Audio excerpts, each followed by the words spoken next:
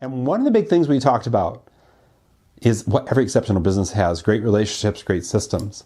This far out framework that I've developed and has evolved over our trainings over the last couple years really helps us hit both notes. So when we think about a business and we really want to be clear about the outcomes over here, the outcomes that we want for us, for our team, for our family, that's one group of work that we're going to do. A lot of business owners will share with me, the outcome that I want for my business is more freedom. And they're starting their business, and then they get into their business and they're like, this is sucking the freedom from my life. I don't want that. I'm working 80 hours a week. I used to work less than that in corporate and make more.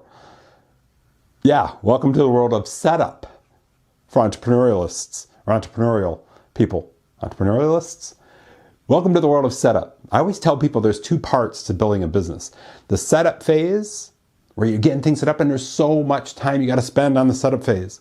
And then the continuity phase. And in the continuity phase, maybe we can get down to 10, 20, 30 hours a week. In the setup phase, it could be 10, 20, well, probably 10, 15 hours a day. So we'll get a setup phase. Everybody seems to underestimate the setup phase of any business. And it really, if you're not strong with your why, you kind of want to scrap this thing. That's just usually how it goes. So setup and continuity, two really critical parts to a business. If continuity of your business, meaning building the relationships, iterating systems, and all that is in rhythm, you're going to grow. Especially if you're tied to recurring revenue. That's something I've discovered. Meaning subscription revenue somehow. That's the easiest way for solopreneurs today to leverage. Just create training programs or have a monthly program like I do and just add people to it and provide exceptional value, which I hope I'm doing for you. Is that helpful? So the more people you add, then eventually you get past your break even.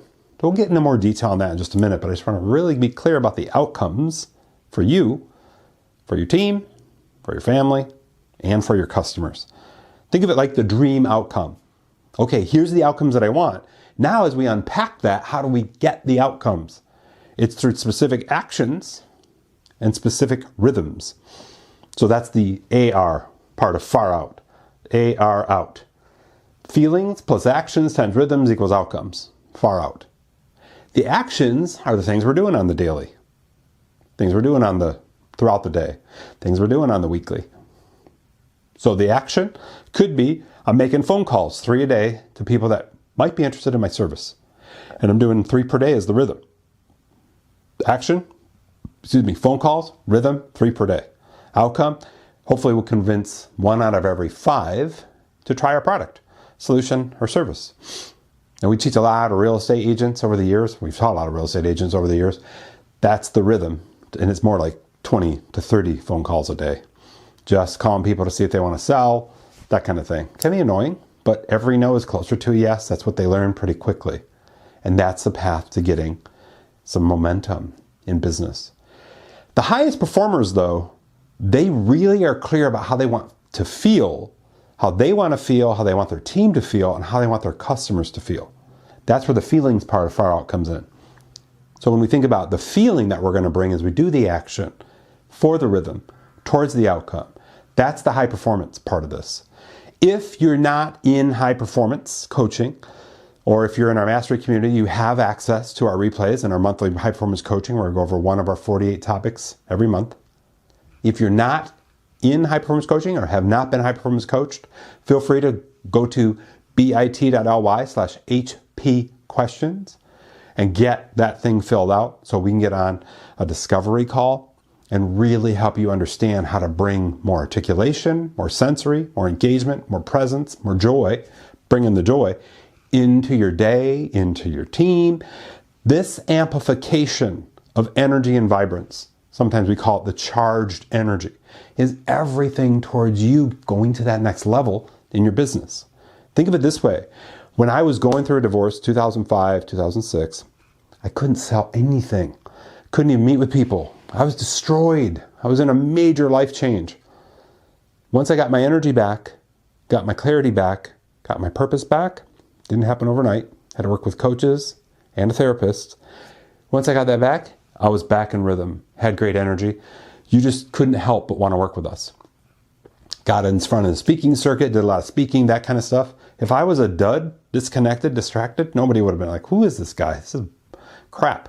But because I brought my energy back, my purpose to serve, to take care of, to guide, to teach, even coach back then, to help people, there was a huge difference. This is a really critical reason why feelings are an important part of the far out framework. We get the outcomes. We want people to feel good. We want to feel like we're making forward progress. We want them to feel like they're making forward progress. So getting the outcome clarity around you, your team, your customer, the world, whatever that is, depending on the context for what you do, is mission critical as part of the bigger picture of starting any business. Does that make sense? I hope this lands for you. This has been a huge game changer. So many people are like, well, I was just going to go out and start trying to sell this thing. Well, once they got clear on the outcome for others, then it got into sales mastery. And sales mastery says it's not about what you got. It's about how the person that's going to get it is going to feel. What's going to show up differently in their life. Sometimes we word that in the sales world as the emotional benefits for them. It's not, I got a product that'll make you feel better. It's, listen, if you're experiencing these things and you want more energy when you walk through that door after work, because you got two kids looking at you with eyeballs that are ready to play, dad or mom, and you're like, oh, I'm so tired. I got my butt handed to me today. Or you walk through that door and you're like, listen, we're going to have dinner. Then tonight is game night. We're going to be playing some games. We're going to be doing our homework. We're going to have some fun tonight. That's high performance energy. That's intentional feeling. So often in our work, we teach intention over impulse. That's what that looks like. Imagine that though with clients. Clients come in, new client, for example, or new customer, meets with you, and you're like, hey, I cannot wait to unpack what you got going on and how we might be able to help you. With that kind of energy and that kind of presence, bring in the joy.